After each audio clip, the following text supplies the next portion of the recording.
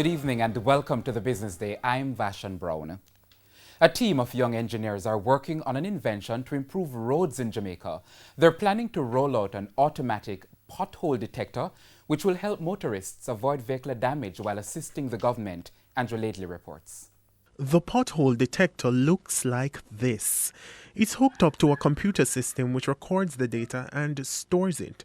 It was invented by these student engineers at the University of Technology to help motorists avoid potholes like these.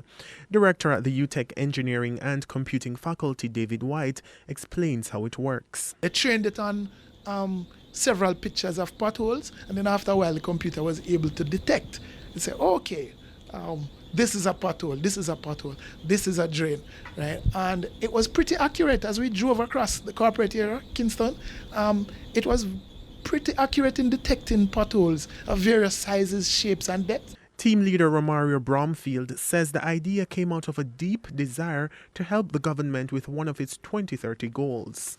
We wanted to assist the government with this whole road infrastructure thing, because they have this 2030 vision thing in which they want to make better infrastructures for the country.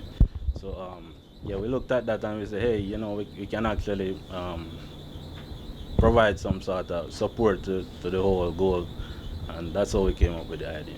The detector is still in the early stages of development, but already the young engineer has plans to get it installed in vehicles across the island. We'd like to have it, work with some of the car manufacturers to probably get this system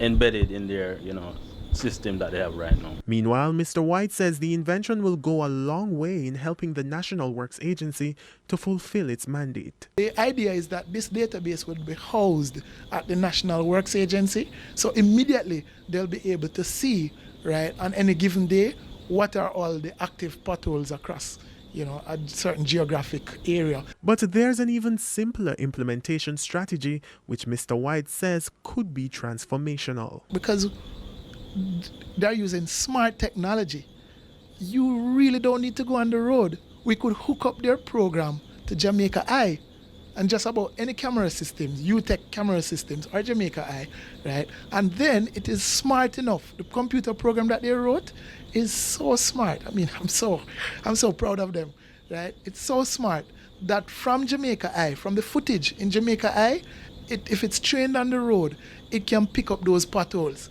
right? So without going on the road, NWA can just tap into the Jamaica Eye feed and say, oh, there are 3 potholes at that location and there are 2 over there, right?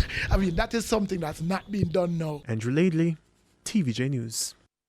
The Jamaica Public Service Company, JPS, has agreed on recommendations for more to be done to address customers' concerns about high electricity bills. The recommendations were made following presentations to the government.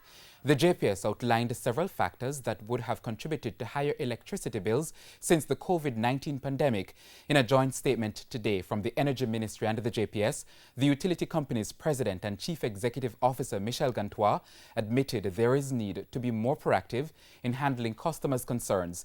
He has given a commitment to take immediate steps to ensure that customers better understand their bills, have information to manage electricity usage, and have greater access to JPS representatives. Now, JPS says it will continue to give full support to the OUR audit, which is expected to be completed by mid-August. It says the results of the audit will be made public, and where deficiencies are noted, customers will be made aware of the plans to address them. Currency trading now, well, it ended today with the US dollar selling for $140.62. The Canadian dollar closed at $103.63. The pound is going for $180.24, while the euro sold for $160.40. The JC Index lost 4,332 points today, and the junior market index is down 63 points.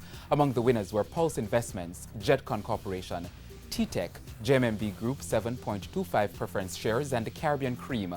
On the losing side were Siboney Group, JMMB Group 7.5%, Access Financial Services, Dermont Trading, and Main Event Entertainment Group. And that's the Business Day. I'm Vashan Brown. Have a good evening.